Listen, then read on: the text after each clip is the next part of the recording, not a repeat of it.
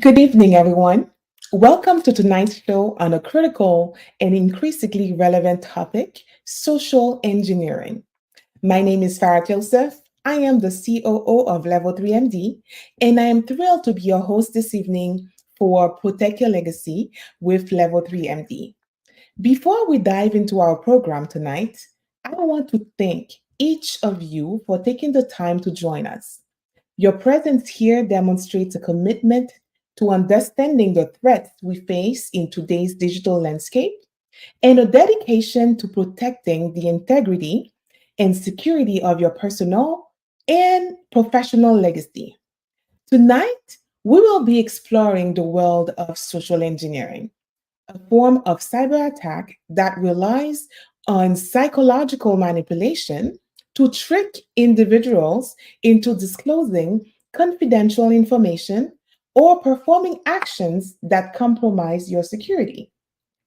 Unlike other cyber threats that target system and software, social engineering targets the most vulnerable component, human behavior. In other words, social engineering goes after people because it's easier to trick a person than to break into a computer.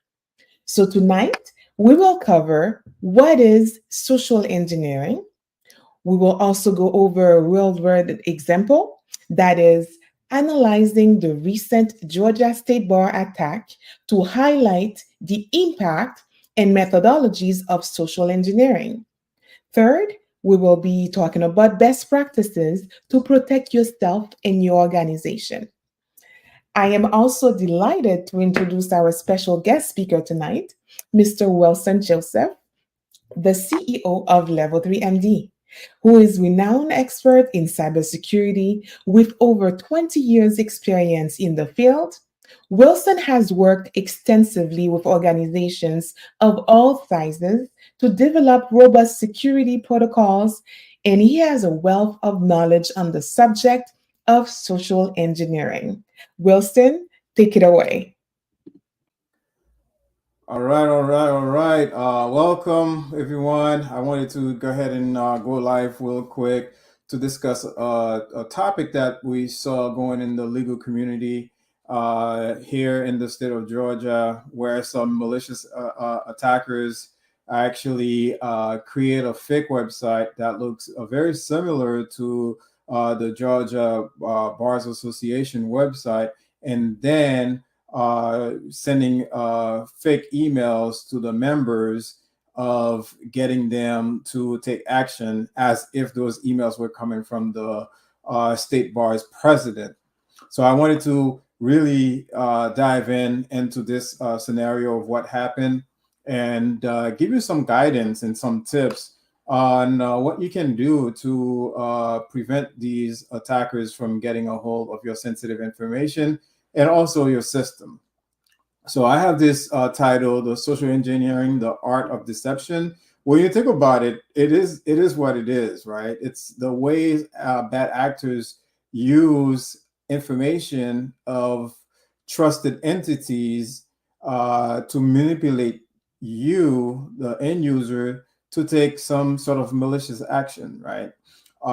And this email were very uh, well put together in a way that I can say where it really drives a lot of people to contact the state bar to see if it was real. And also, from what I hear, there's quite a few people who actually responded to the malicious actors.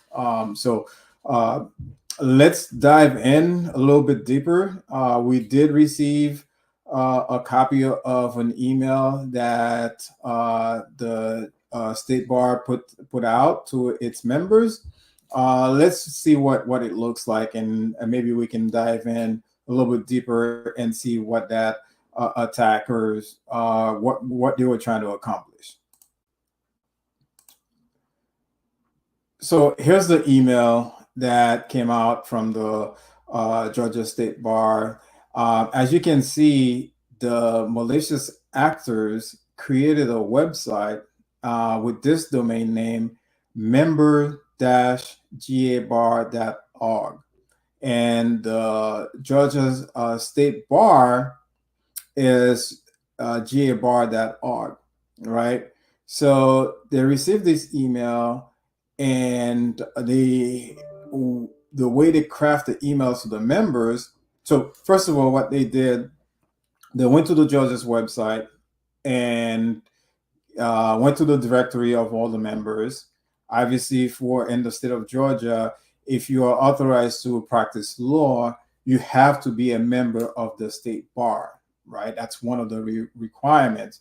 Therefore, most likely your information, the firm that you work for, or if it's your own firm, that information is going to be available on the Georgia's State Bar's website.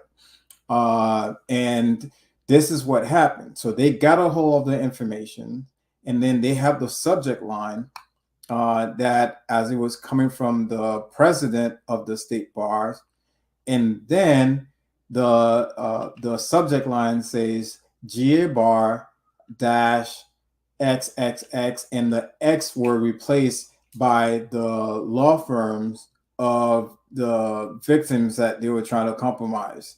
And then so that makes it very legit, or that makes it look very convincing for them to respond to the email to the bad actors. So because of the state bar, they were getting so many calls, they decided to put this email out to delete that that malicious email. So if you're watching this live and you didn't get this email from the state bar, and you actually receive an email from this particular domain, please delete that email. Don't respond to it, because once you respond, what they're going to do, they're going to scrape your domain. They're going to get access to all the email addresses that you have, and then they're going to start spamming you and your employees, and potentially have one of your employees or staff members take action where they can become a victim. So if you public announcement, if you didn't get this email from the state bar, go ahead and please delete it, remove it from your systems. Better yet, if you're working with an IT or a cybersecurity company, forward this email to them and potentially have them block this domain. That's exactly what we did for our clients.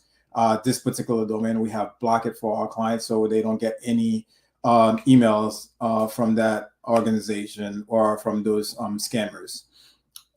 So now, let me give you some best practices in order to what you can do to prevent malicious social engineering attack like this one, and then how you can be safer when it comes to your organization. So social engineering, what is it, right? It is the way people can use information to manipulate individuals to perform some malicious actions, right? What they're actually looking for, they're looking for access to your sensitive credentials, such as username and password, or they're probably looking for sensitive information, such as credit card, name and address, and things of that nature, or other sensitive information that you may have on your system, right? So that's what social engineer is. They use people's trusted entities, and then they pose as that trusted entity to manipulate you of getting you to send them information. So number one thing that you can do to help reduce those type of attacks is really simple. Number one is really educating your team members, your employees regularly. What I mean by that is having a security awareness program that where you conduct security training regularly, and to identify the types of social engineering attacks out there, and also recognizing the red flags, right? And response to those, have a response protocols in place, right? You also want to train your staff by doing your own simulation exercise. We send out fake emails or simulated emails to our employees so we can test the knowledge and see how they would react in the event of if that was the real thing. So do like fire drills. Exactly, that's what it is. The simulation testing is more like fire drills that you want to perform. And the benefit of it is you want to identify vulnerabilities within your staff and then reinforce training, and you want to improve on your response times as well. So that's the first thing that you definitely want to do is everything start with a human. We are the one behind the mouse and keyboards doing the clicking. So train your staff. And the next thing you want to do is, verify identities, right? You want to make sure that for your key applications, you have multi-factor authentication in place. This is more of a second layer to cybersecurity to make sure that you, in the event of somebody, your credentials get compromised, that person would need a second code to access your system. So for some examples, we're talking about you can get a text message, right? You can use an app that will you get a code from an app, or you can also use your biometrics, such as your face recognition, thumb, fingerprinting, things of that nature. All right. And you also want to verify callers. When people are calling you, you want to identify who the callers are. And you also want to verify email address where people are contacting you from. Okay. And this is very good because now when that happened, if you are skeptical about something, pick up the phone, right? If something sounds too good to be true, or you're just not sure, pick up the phone and contact somebody. You will definitely want to contact somebody to verify, right? We have this thing in cybersecurity: trust but verify. So you always want to trust but verify to make sure that you are protecting yourself. And the third thing that you want to do, you definitely want to develop a culture of strong password policies, meaning that you want to have a mix of characters, letters, numbers, to make it very hard for people to guess your password. Avoid using common words or predictable patterns and things of that nature. You want to use something strong enough, even that it's hard for you to remember. But the best way to do that is using like a password manager to generate these passwords for you, and then they keep them secured and store those passwords for you. And when you need to have access to those passwords, you can just copy and paste it into the applications that you're using, right? So password manager, I have a strong password and also have a password manager to help you with your credentials. And again, as I mentioned, you want to encourage a culture of skepticism, right? You want to report malicious or potential suspicious activities or malicious activities and things of that nature. You want to encourage your employees to do that. You want to encourage your employees to report things to your IT and cybersecurity department, and also have them questioning unusual requests, right?